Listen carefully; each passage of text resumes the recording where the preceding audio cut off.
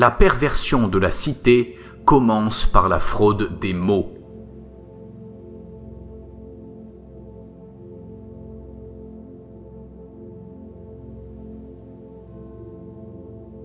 Il ne dépend que de nous de suivre la route qui monte et d'éviter celle qui descend.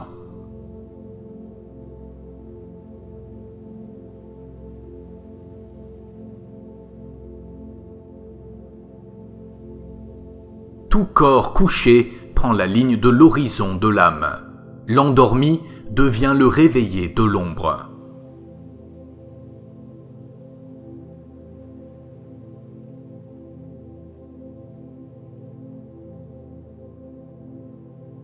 Il faut aller à la vérité avec toute son âme.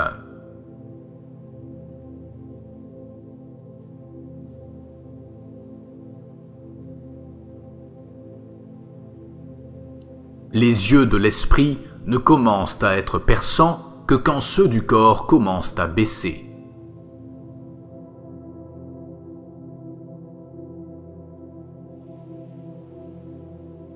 En toute chose, les extrêmes sont rares, les choses moyennes très communes.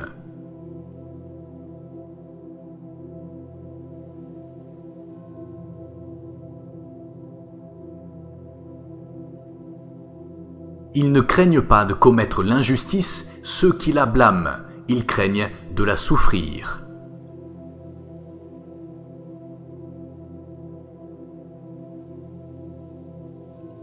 L'idée du bien est la plus haute des connaissances, celle à qui la justice et les autres vertus empruntent leur utilité et leurs avantages.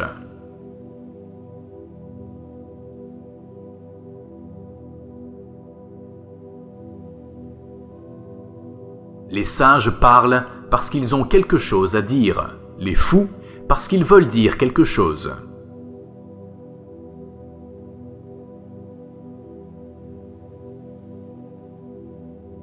Le temps est l'image mobile de l'éternité immobile.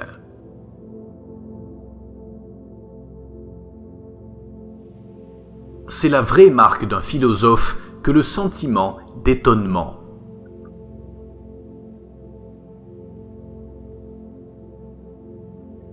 La connaissance des mots conduit à la connaissance des choses.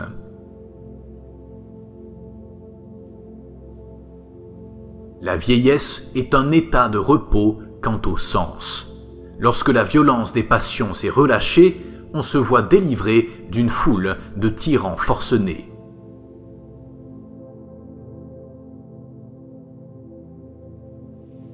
Dieu, toujours, fait de la géométrie.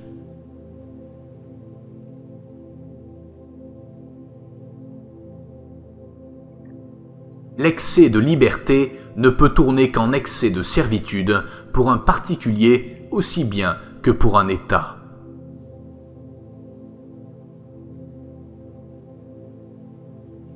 Les vrais philosophes s'exercent à mourir, et ils sont, de tous les hommes, ceux qui ont le moins peur de la mort.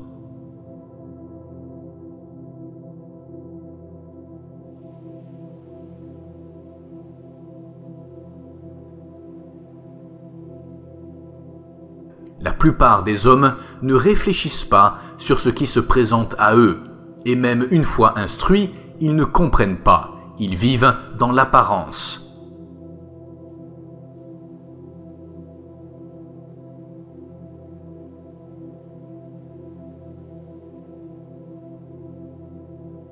Il n'y a rien qui soit ni un bien ni un mal, tandis qu'il existe deux choses dont l'une est un bien, le savoir, et l'autre un mal, la sotte ignorance.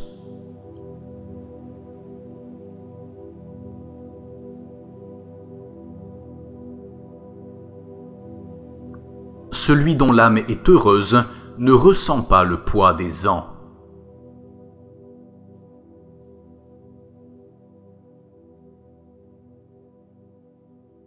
Si on veut connaître un peuple, il faut écouter sa musique.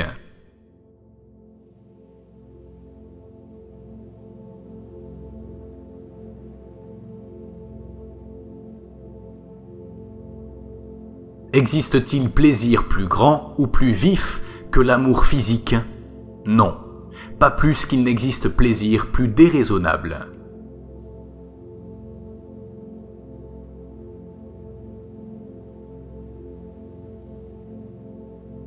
L'extrême injustice consiste à paraître juste tout en ne l'étant pas.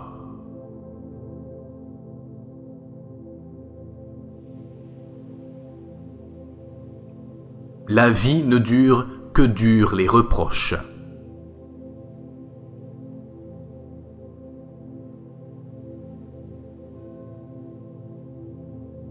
Chacun, parce qu'il pense, est seul responsable de la sagesse ou de la folie de sa vie, c'est-à-dire de sa destinée.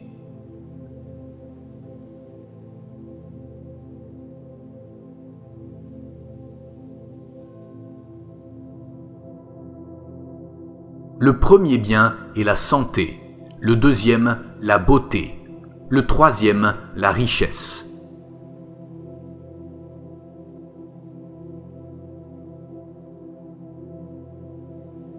Donne et tu recevras.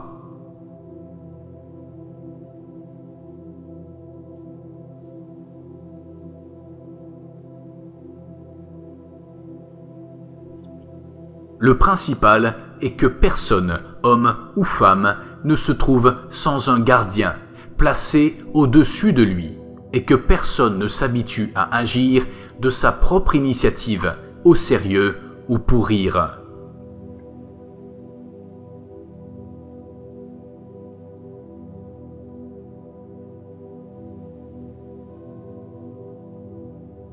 Lorsque les pères s'habituent à laisser faire les enfants, lorsque les fils ne tiennent plus compte de leurs paroles, lorsque les maîtres tremblent devant leurs élèves et préfèrent les flatter, lorsque finalement les jeunes méprisent les lois parce qu'ils ne reconnaissent plus au-dessus d'eux l'autorité de rien ni de personne, alors c'est là, en toute beauté et en toute jeunesse, le début de la tyrannie.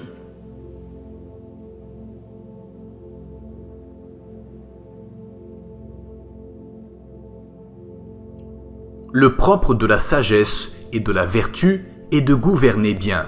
Le propre de l'injustice et de l'ignorance est de gouverner mal.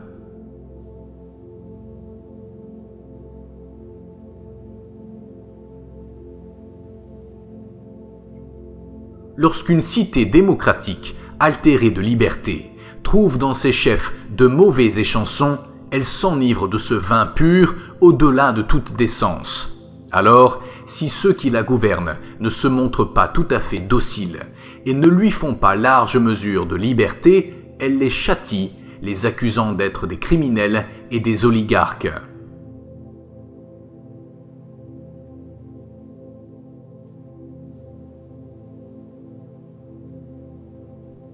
Le poste où l'on s'est soi-même placé, dans la pensée qu'il était le meilleur ou qu'il nous était assigné par un chef, il faut y demeurer et encourir les risques sans tenir compte de la mort ni de rien d'autre sinon du déshonneur.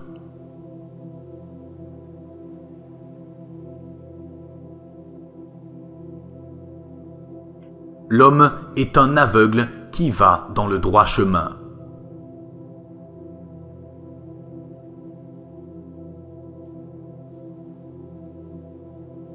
La simplicité véritable allie la bonté à la beauté.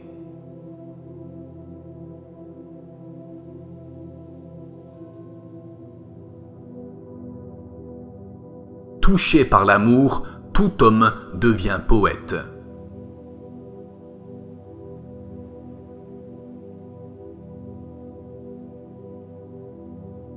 Le pire des maux est que le pouvoir soit occupé par ceux qui l'ont voulu.